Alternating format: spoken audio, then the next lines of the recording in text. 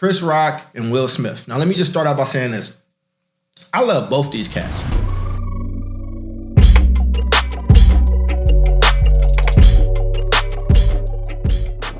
Eddie Murphy is my favorite comedian of all time. Right under him, is Chris Rock. Helped define an era for me through his comedy. By the same token, I'm a huge Will Smith fan. You can see I have his book. This thing is flagged all the way up. It was one of my favorite books that I've read this year. I wanted to look at this from a different perspective. I focus on agency in our community, the Black community, because ain't nobody coming to save us. When I was doing my research to become a doctor, I came up with this theory called the Black Achievement Trauma Tax, or the BAT phenomenon. It's pretty simple.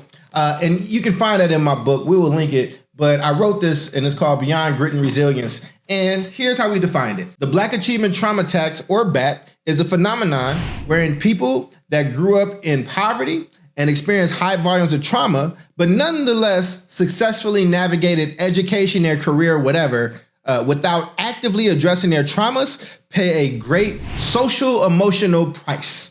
The effects of trauma are real and limit one's capacities to perform academically and socially and in business. You can apply a few things there. And when it's left untreated, trauma lingers and can be extremely dangerous later in life. There must be an intentional balance of rigorous support coupled with healing. Let's actually look at what the profile of the study was. 1, they needed to first be a Black male. 2, they needed to be raised and coming up during the crack epidemic, because there was just a lot of social things that were happening, especially with Black folks. And they had to have grown up in poverty or struggled financially. This is interesting because Will Smith didn't technically grow up in poverty. In his community, in the community that he grew up in, he was actually doing quite well. Both his parents, one of his parents was an entrepreneur, his other one was an educator. He was Black middle class. However, I would say on the grand scheme of things, when looking at poverty throughout the country, had he lived in a different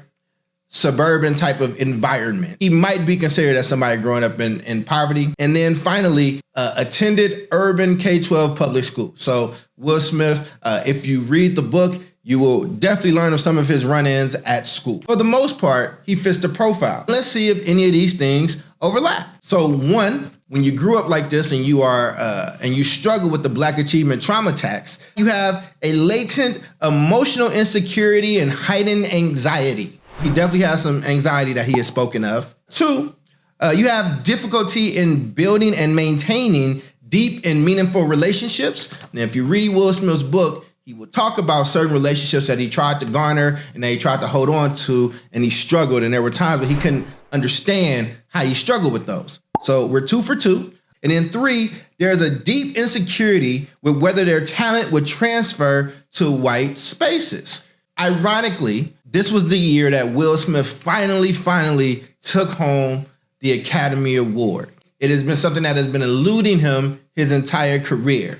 And although Will Smith was the biggest movie star in the world and loved in Black America and has been seen a certain type of way, he has hinted at having certain feelings about the way he's been perceived or received in mainstream media, i.e. white people. He worked really hard. When he made the decision that he wanted to be the biggest movie star in the world, he got really focused and really disciplined to the point where he would call it somewhat unhealthy, the levels of which he was on that path. And I think a lot of people that grew up in extreme levels of trauma and poverty and now have an opportunity to change things for themselves and for their families. There's a lot of stuff that he has pushed down over the years, over and over again. When you happen to be the biggest movie star in the world, your life, the privacy that you seek, it can be elusive, especially when you live in a family that has taken pride and somewhat of an umbrage in sharing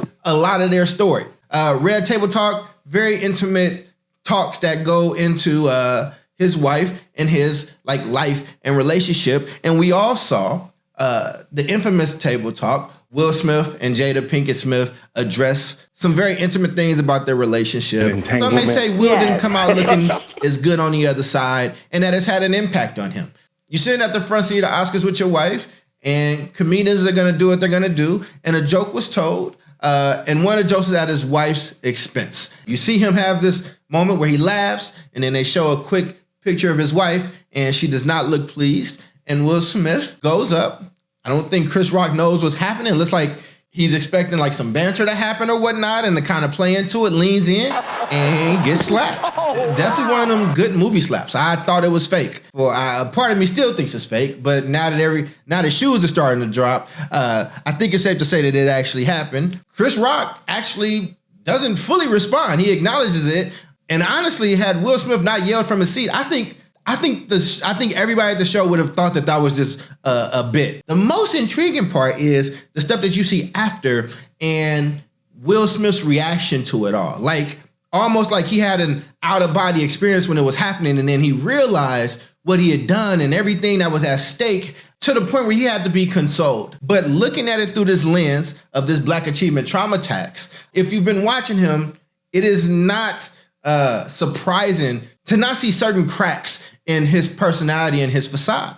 One of the ways that we talk about the Black Achievement Trauma Tax and those young people that end up being super successful is they have a strong sense of self-identity. Well, Will Smith, he talks about creating a persona. So one of those personas came as a kid. It was an imaginary friend. And I don't want to spoil this whole book, but there was a moment where he wished he had more courage and he didn't. And his imaginary friend stopped talking to him. He would create these elaborate stories with his mom, this elaborate lie. And her job, the game that they played was, her job was to figure out what part was real and what part was fiction. And then he would go on to create Will Smith. That tended to work more before social media came out, and you could do a movie, do press runs, be highly curated and manicured in those moments, and then you could disappear for the next year or 2 years until you do another movie or another album. But in social media, and when his movie started to struggle a bit, he struggled a bit. He had to recreate himself yet again. So, he builds out his social media stuff. He just takes it to the next level. And because he's Will Smith,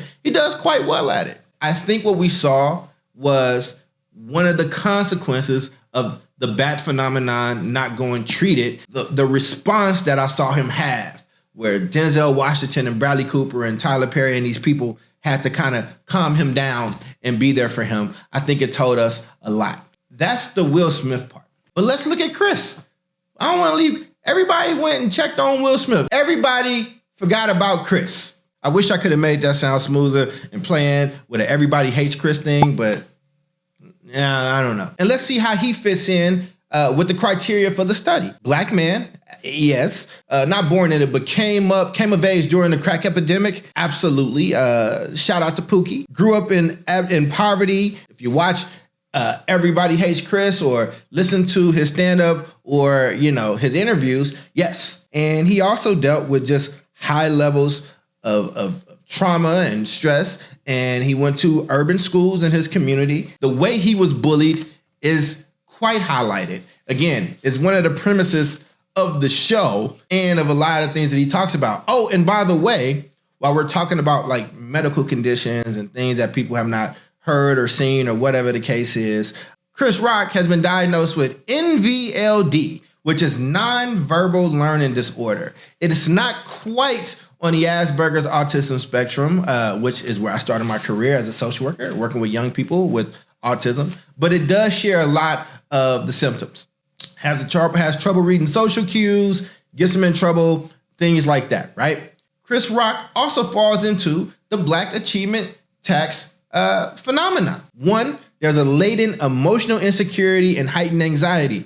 I've seen him on podcasts and interviews actually talk about the level of anxiety he feels just in his life. Two, difficulty in building and maintaining deep and meaningful relationships, right? There's just a level of emotional and mental insecurity there that can sometimes prevent you from being fully present in certain types of relationships. And then you lose them and add on to the fact he has this NVLD. And then third, deep insecurity with whether their talent will transfer over into white spaces. Chris Rock is known as a hip hop comedian. He helped usher in hip hop into the comedy world. He was one of the first that like really embraced hip hop and at the level at which Chris Rock was. Okay, I'm not saying he's the first one. He is definitely the first to have the level of success that he has, and also representing this hip hop post-crack culture. There are a lot of people in our community. I'm not saying it's not in other communities, but I'm Black and I talk about Black folks, and that's what I study. I study us. But there's a lot of people in our community that have pushed things down or just toughened things out or rolled things out. And both of these brothers have had therapy and have talked about it. You and I don't have the resources that a Will Smith and a Chris Rock have. If Chris Rock and Will Smith are struggling with these things, I mean, to the point, I mean, we saw Will Smith have an emotional break. And not just the part where he slapped that man. Because people are saying, well, he did that defending his wife. Cool. I'm not even commenting on that. So we watched him have an emotional break on what was supposed to be the best night of his career. Don't say he didn't care about that statue, because he does, and he's talked about it. There are so many emotions you could see when he was giving his speech or whatnot, right? But he's such a polished actor, somebody who has been so in control of their image and so in control of how he's presented to the world. You got to watch these multiple people inside of him fighting at the same time, which I think was part of the reason he couldn't hold back some of those tears. I can identify with that. And I think many of you can as well. But here's the larger point. Don't have the resources of Will Smith, don't have the resources of Chris Rock, but there are kids in your house, there are kids in your family, in your school, in your community doing these same things, in a sense of they have to be so strong, they had to be so powerful, they had to be so focused, so driven that nothing could get in the way. And then what happens is there comes a point where there's a break. I had that break.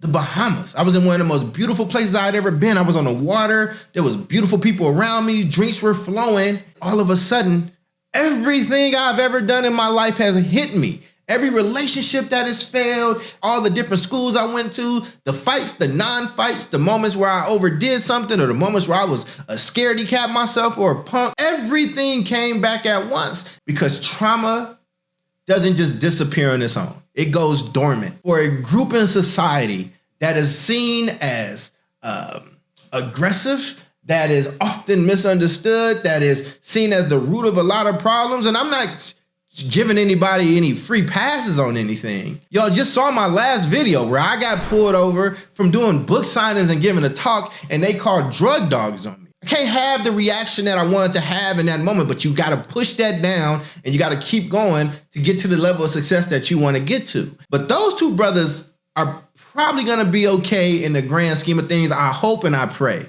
What about that Will Smith or Chris Rock character in your sphere? Or what if you're that person?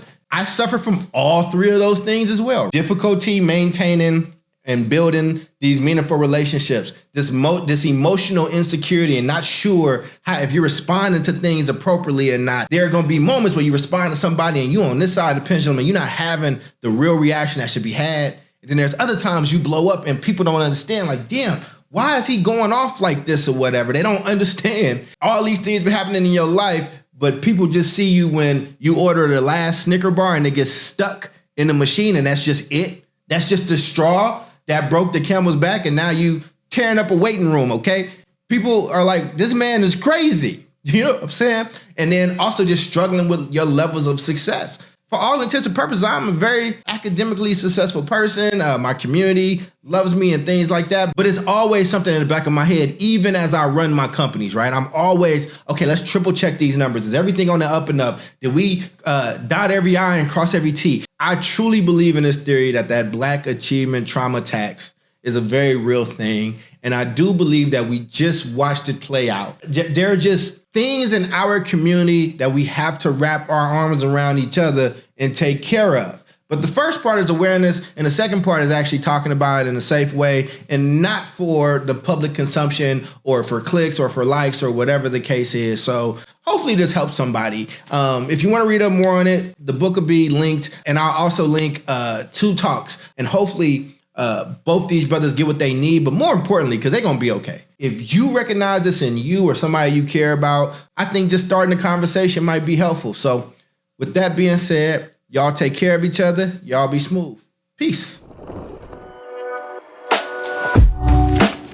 The better question is, are you okay with failing? Are you okay with losing?